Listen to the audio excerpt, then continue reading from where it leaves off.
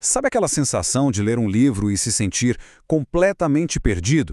Pois é, existe uma grande chance de o autor ser Thomas Pynchon. Hoje a gente vai tentar montar esse quebra-cabeça e entender um dos escritores mais desafiadores da literatura moderna. Ok, vamos começar pelo começo. O que a gente quer dizer mesmo quando fala que um escritor é difícil?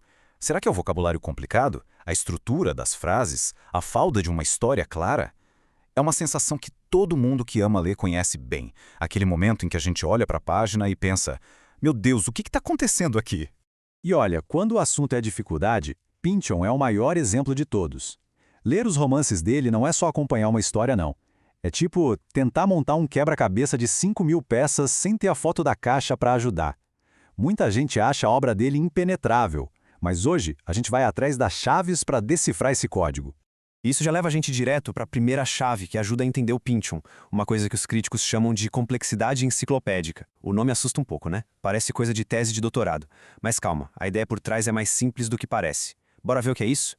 Basicamente, é isso aqui. A história é abarrotada de informação. Não é só uma historinha, sabe? É uma teia gigante de conhecimento que vai pra todo lado. É quase como se o autor tentasse, sei lá, enfiar uma enciclopédia inteira dentro de um romance.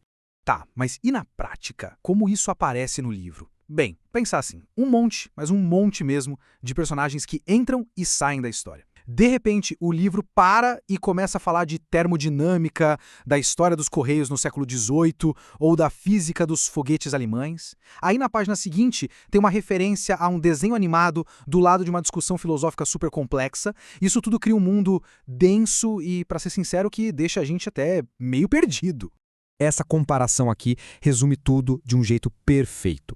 Numa história normal, um cara conhece uma garota. Fim. Agora, numa história do Pynchon, um físico fissurado em foguetes encontra uma mulher que, bem, ela pode ser uma agente secreta de uma conspiração milenar ou talvez só uma higienista dental. E essa é a grande sacada. A incerteza é o ponto principal. A complexidade não é um defeito, é o motor da história. Faz a gente perguntar não só quem é essa mulher, mas qual é o papel dela nesse sistema maluco todo. E isso, claro, leva a gente a uma pergunta: para quê?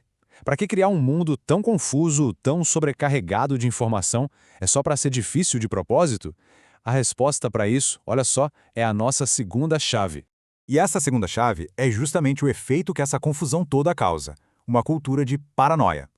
E ó, calma lá, não estamos falando de paranoia no sentido médico da coisa, mas como uma ferramenta da narrativa. E uma ferramenta muito poderosa. A paranoia literária é aquela sensação que não te larga, sabe? De que tem alguma coisa por trás de tudo. Uma conspiração gigante, uma força oculta controlando os bastidores. Os personagens sentem isso e, por consequência, quem tá lendo começa a sentir também. A gente passa a achar que nada é por acaso. Cada detalhe pode ser uma pista para desvendar esse sistema.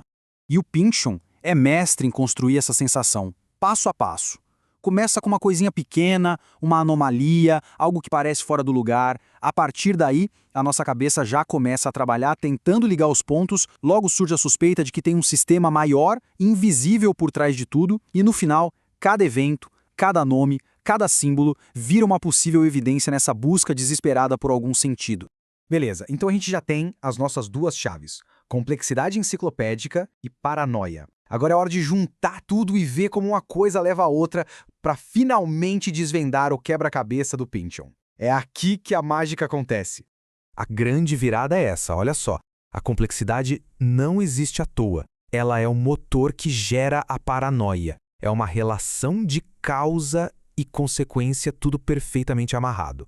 Pensa bem, quando a gente é inundado com tantos dados, o que o nosso cérebro faz instintivamente? Ele tenta achar padrões, tenta organizar o caos. A gente começa a se perguntar: isso aqui é uma pista ou é só um detalhe aleatório?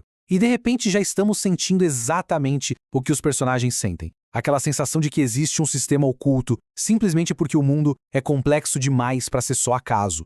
Em Pynchon, a dificuldade é o método. Isso tudo deixa a gente com uma pulga atrás da orelha, né?